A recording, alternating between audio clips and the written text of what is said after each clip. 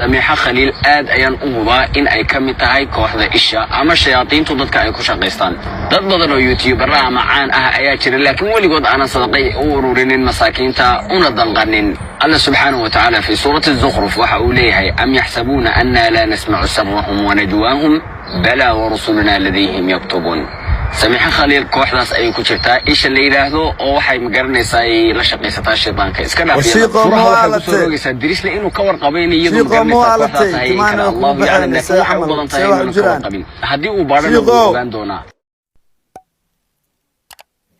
حبيبتي كم تصبح كم أيدك ودينا يا أيدك صوت مستري أوكي هذا قريب يسألك كتلا أوكي إيه ربنا إننا سمعنا منادي ينادي للإيمان ودعوا للإيمان أن آمنوا بربكم فآمنوا أوكي أكبحستي قل يا عبادي الذين أسرفوا على أنفسهم لا تقنطوا من رحمة الله إن الله يغفر الذنوب قلت العذاب أوكي يعلموا أنما الحياة الدنيا لعب ولهو لعب ولهو وزينة وتفاخر فيري عاونا سرقنا يا ربا اقرا النقصاحب ما soo bixi karo wah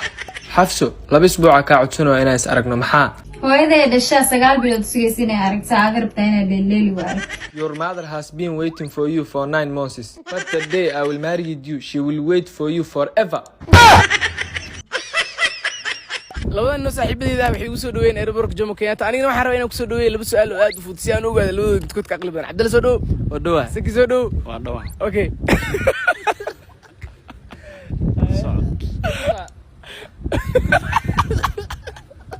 كسر اوكي عبد الله waxaan rabaa inaan ku weydiiyo su'aal ah gabar walaashayda ah sanadkii hore dhalshadeedu waxay 28 sanadka soo socdan dhalshadeedu waa 30 sidee ku dhacday waxaan u maleynaa hal sano koorso qaad hal fasal ay ka boodo iskuul miya iskuulka hal fasal ay ka boodeen okay sikri adigna su'aashaada ka faa'iideyso sax haddii diyaarad ay ka soo baxday muqdisho nairobi waxay ku imaan kartaa hal saac bar laakiin haddii nairobi ay ka baxdo muqdisho waxay ku tagey 90 daqiiqo sidee ku dhacday soo waxay noqon kartaa inay nairobi ka kacday oo ay wajeer ku degto wajeer ka kacday muqdisho duleedkeeda ku degtay muqdisho duleedkeeda ka kacday muqdisho ku degtay